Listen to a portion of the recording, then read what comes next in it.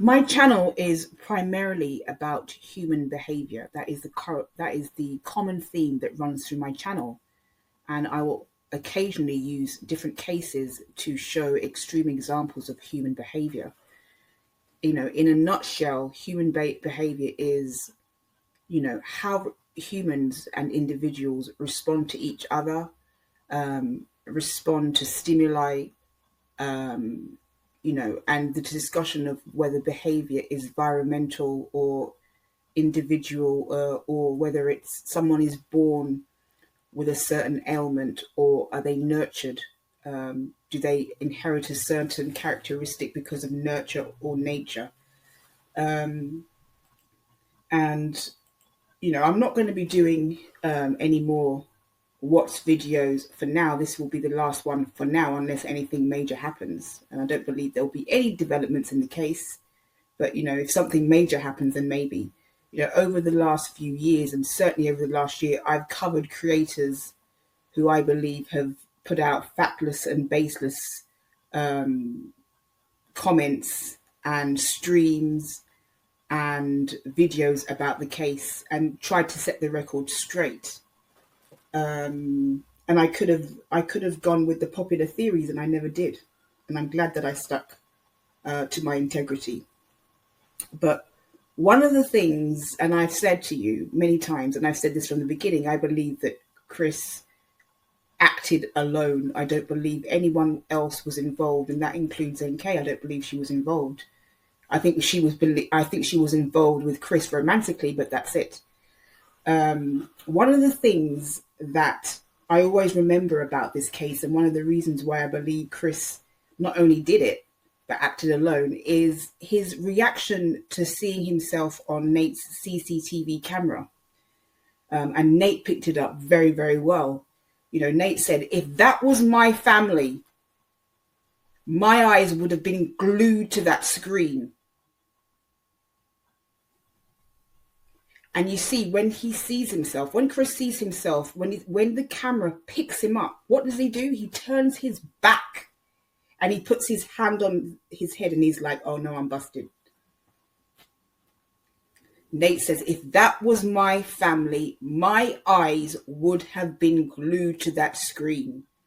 Chris's eyes were not glued to that screen because he had no concern. He didn't have any urgency in him whatsoever. His affect was flat until the focus started to go on him. When the focus started to go on him and his possible involvement, that's the only time I ever saw him look that's the only time I saw any type of urgency in him. His eyes were not glued to that screen because he wasn't concerned whatsoever. So I'm going to talk about Chris's body language and other things that make me believe that not only did he do it, but he acted very much on his own. When I say born with a human ailment, I really meant disorder. And I think there's a lot of disorders going on here. So other things in relation to human behavior are how an individual acts mentally, socially, physically, their attitudes towards life, their psychological traits, their personality traits, thoughts and feelings, their actions, all of these things, social interactions, their expressions, body language, all of these things relate to human behavior. Unfortunately for Shanann, I don't think she had any awareness of it. But when she told Chris that she was pregnant with their third child, and she did this on camera, I think it was definitely the beginning of the end. I think he saw that child, and you see his expression when he looks at the line, and he says, "Wow."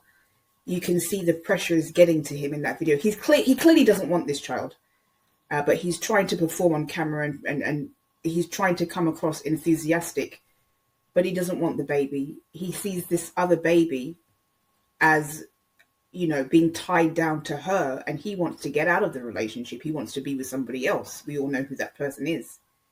So Shanann stands there proudly with this shirt saying, "We did it again." And, she's happy to tell the world that they're expecting again, it should be a joyous, happy time in their relationship. Their family is growing. But Chris is thinking this is an extra, this is extra baggage that he didn't want. And he felt that he was going to be tied down to Shanann because of this child. And I actually believe, apart from the 6 weeks that Shanann was gone and he got to be on his own and he got to do what he wanted without her being in his ear, I think that this was where all the seeds were planted in his mind of what he was going to do. That's just my personal opinion. You don't have to agree with me. But yeah, his behavior throughout, and like I said, there are other reasons why I believe that he was the lone wolf. His first confession doesn't make any sense whatsoever. And it also doesn't make sense that he didn't call for help at all. Regarding what he claimed Shanann did, he didn't call for help. He just put his family at his work site. Doesn't make sense that he wouldn't have called for help. He wouldn't have said something, and he would have just got it. He put his family at the work site where, the oil site where he worked, which is his work site basically, and then carried on with his day as if nothing had happened, and then stood in front of his front door saying he had no idea where his family were. All of those things contribute to my beliefs in that he was the one and only. But he clearly didn't want that child. And when you see his face, when you watch that video, I actually think that he was slightly probably panicked, but he had to play it off like he was happy about it. And I think when you watch his body language, I actually think his body language is more the body language and how he did things, the way he went about things, the deception in his behavior and his body language says a lot more than what actually came out of his mouth, which was usually nonsense because he was always trying to cover himself. A lot of people have a lot to say about Nate. Some people call him Nosy Nate, but I actually think he's almost a hero, along with Nicole Atkinson, and a very strong key to what unfolded in this case and what we learned about this case, and seeing a window into Chris as well. I think his surveillance footage was a key part and had a key impact on this case. One of the things that I notice, and Nate picked up himself, is that Chris, not only does he turn his back from the screen a lot, there's Nate pointing at the screen, and Chris appears to be completely disinterested in what Nate's pointing at, and he often will turn his back.